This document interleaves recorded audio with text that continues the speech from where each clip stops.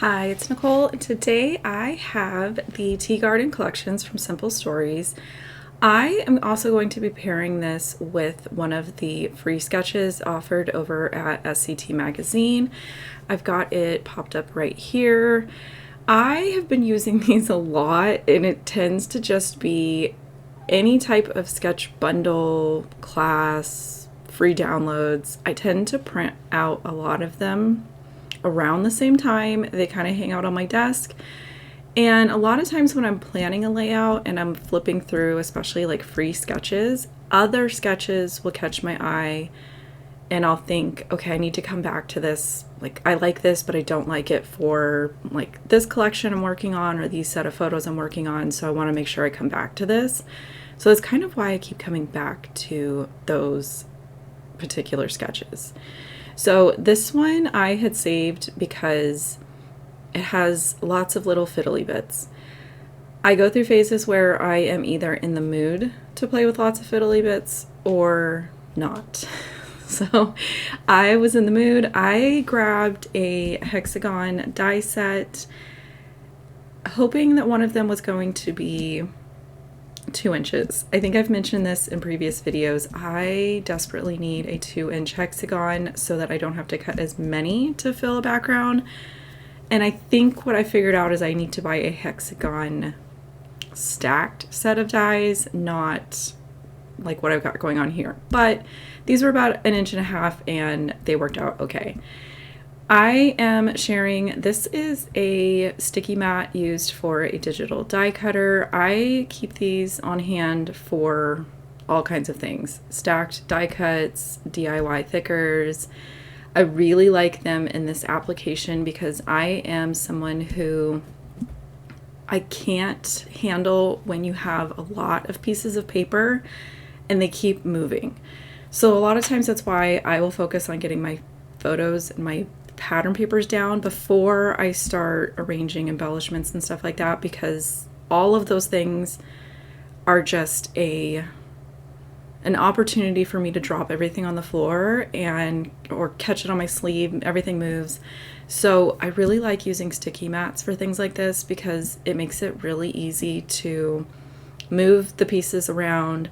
You can see here I have it on my background paper so that I can get a better visual representation of, how many more do I need to cut? Do I like the overall separation of the patterns? I want to say around here was when I was like, I really should leave a couple open so that I can stitch directly on the background. I also took another look at the sketch and realized that the sketch actually depicted replacing some of the hexagons with some tiny photos. And I had originally thought, okay, the sketch calls for 2 photos. I'm going to squeeze in two extras. It'll be fine. Every time I kept trying to arrange them, I wasn't liking it. And I took the hexagon die and placed it over the 2 smaller photos I have of my kids with the ladybugs on their hands. And I got lucky that they were already sized pretty good, so I didn't have to reprint those. So I went ahead, die cut those 2 extra photos out with the hexagons as well, and I'm going to pop those into some of these openings. This is one of those layouts where I tend to shift my focus, and I did try to title my thumbnail in a way that kind of made sense. A lot of times when I'm working with what I would call fiddly bits, so like really small pieces, whether it's circles, squares, hexagons, whatever it may be, and you're taking those small shapes and embellishing on top of them and having like lots of interest on these small areas, I will narrow my focus and narrow my search through the embellishments and really focus on finding other small pieces. And originally when I was hunting down photos to match with Tea Garden, I really wasn't 100% sure what I wanted to do. I think that this collection could easily be used for something like Easter, even though none of the like phrasing or title pieces say Easter, but throw in something like an alphabet die or like a digital die cut title. These colors would lend themselves really well to Easter, a bunch of other like springtime activities. I am a little bit of, I guess I would say, a concrete kid. I don't really hang out outside because it's very hot where I live. And for us, spring is literally weed season. Like our backyard explodes with weeds. So these photos are actually during, I want to say, April of 2020. You know, we're home, there's not a whole lot to do. And I was kind of a mean mom, and I dragged my kids outside and was like, you know what, we're going to get some sun, we're going to hang out together, but also 6 hands pulling weeds is better than 2 hands. And it didn't take them long to discover that we actually had ladybugs in the backyard. So I was able to grab my phone and take a couple quick pictures. I don't do bugs. I know ladybugs are super sweet, but I was not going to hold one. If they wanted to, they could. So knowing that my subject was something small like a ladybug, I think that was also sort of in the back of my mind when it came to, you know, planning what I wanted to do. And those thoughts are in my head when I'm looking for sketches. You know, I want my sketch to be able to support the theme of my layout. So I think that's kind of where I landed on this. From there, I took a look at everything that comes in this collection. I've mentioned this before. A lot of times when I have a brand new collection, I try to narrow my focus a tiny bit and really sit with a couple specific products, because that's just something that I enjoy. So for today, I think all of my pattern papers came from the 6x8 paper pad. And then I have, I want to say 2 specific die cut packs. I'm pretty sure it's the journal bits and the ephemera bits and pieces. I was really liking a lot of the stuff that was in there.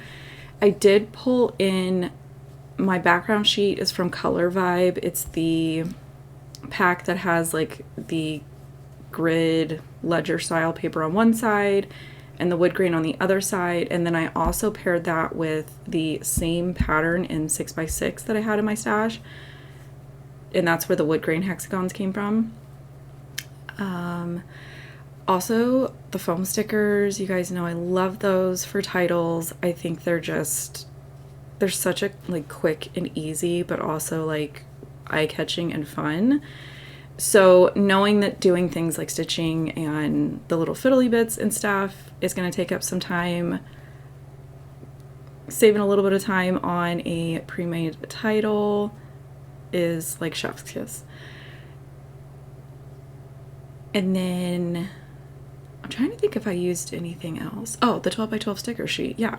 I pulled a bunch of phrases off of there.